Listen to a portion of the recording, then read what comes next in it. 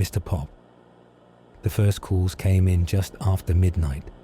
Families flooding the ER, kids first, then parents, all vomiting, seizing, crashing. I'd been halfway through paperwork on a burglary when the captain pulled me in. "We're stretched thin," he said. "Don't worry about the OT. I just need you there. Go."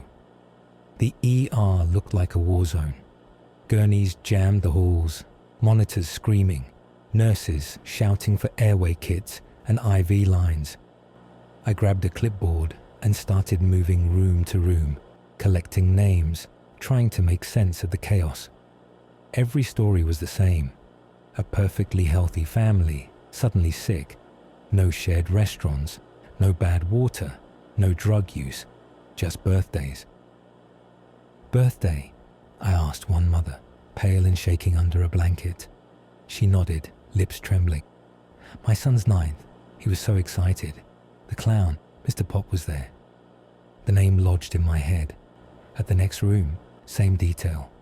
Then again, in the next, Mr. Pop's balloons. Bright latex bobbing over cake and streamers. Smiles, laughter, and now, this. I thumbed a quick text to my wife, swamped.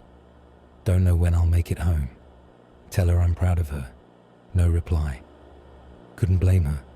I shoved the phone away and pressed on. By 3 a.m., my notes were a blur of addresses and timelines. The patterns started to bleed through. Different neighborhoods, different weekends, but each party booked the same entertainer. Parents described him the same way. Too much paint, laugh a little too long, voice that cracked in a high pitch. Always balloons.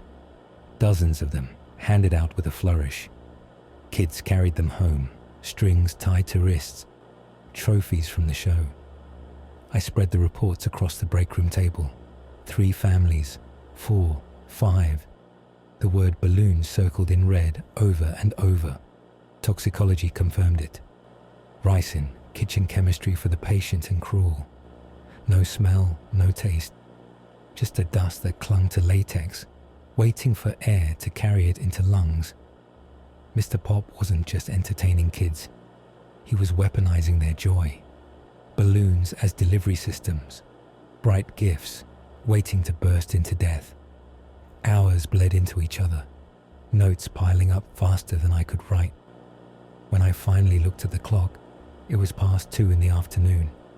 My eyes burned, body begging for sleep. But stopping wasn't an option.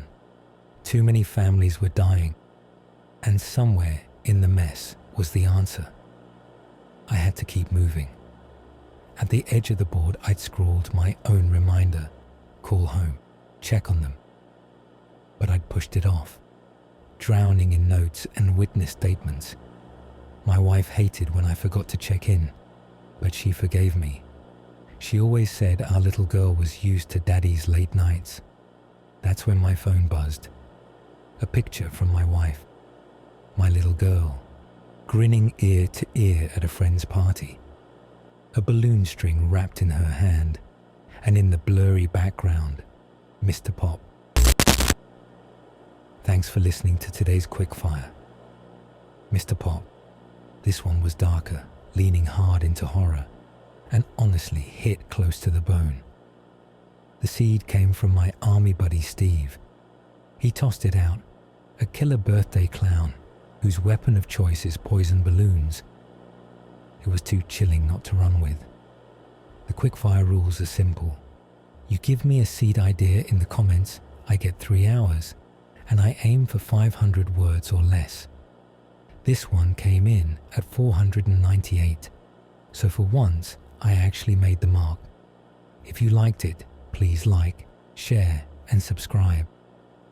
Drop your own seed ideas in the comments for future stories. Want the written version and extra content you won't find anywhere else? Head over to my Substack, the link's in the bio, and join the conversation on my subreddit, r/Karl Otto's Dark Anthology.